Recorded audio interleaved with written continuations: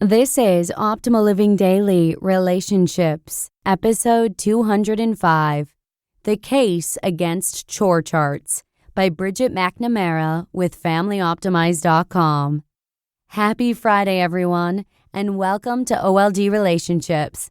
I'm your host, Joss Marie, and this is the show where we try to bring you the best relationship content out there in hopes of optimizing your life.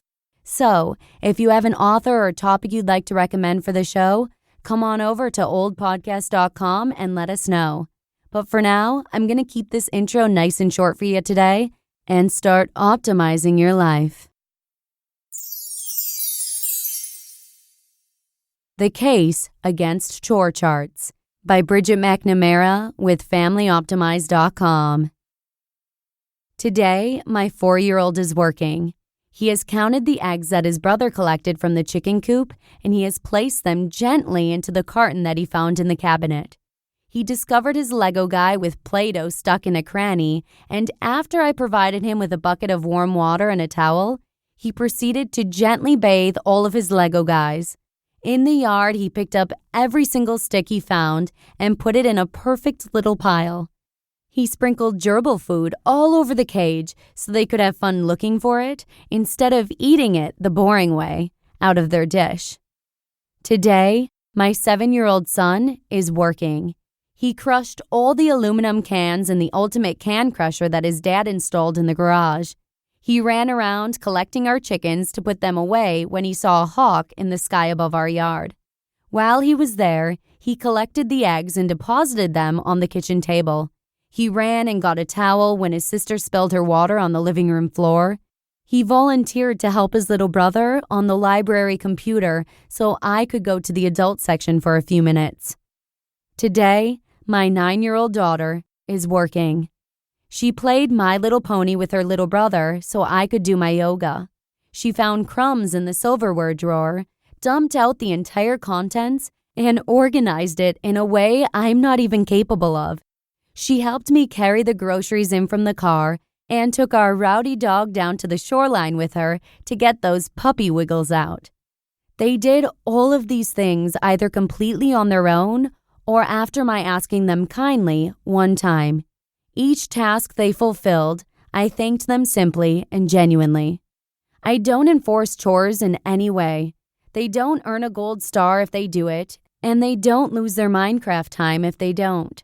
And they are unceasingly helpful and considerate.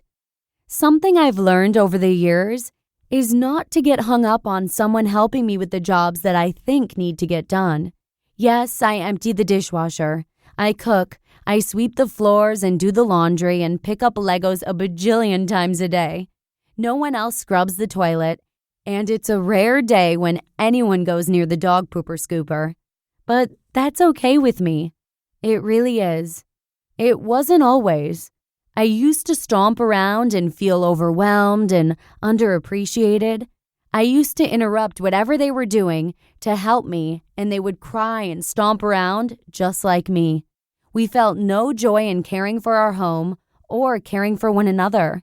None of us felt the intrinsic value of being a helpful person because our ability to find joy in our tasks was completely clouded by guilt, resentment, and fear. I simply changed my perspective, and the entire energy of our home was lifted. My children are helpful and grateful. They do appreciate everything I do for them.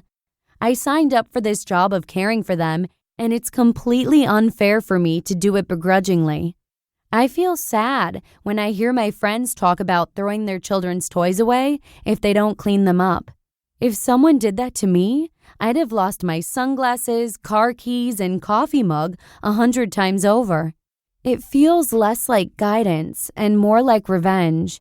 See what happens when you don't follow my rules?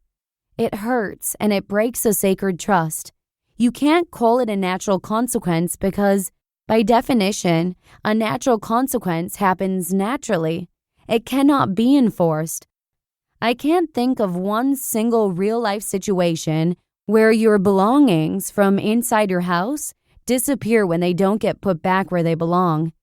Let your children find the joy in the tasks that are important to them. Acknowledge the work they do. I promise if you look closely, you will see that they are working. I promise if you let them find the true value in doing the jobs that make the home and community run sufficiently, that over the years, the jobs that they do will evolve. Someday they will see the value in picking their shoes up, loading the dishwasher, and scrubbing the floor. The sooner you get out of their way, the sooner they will learn.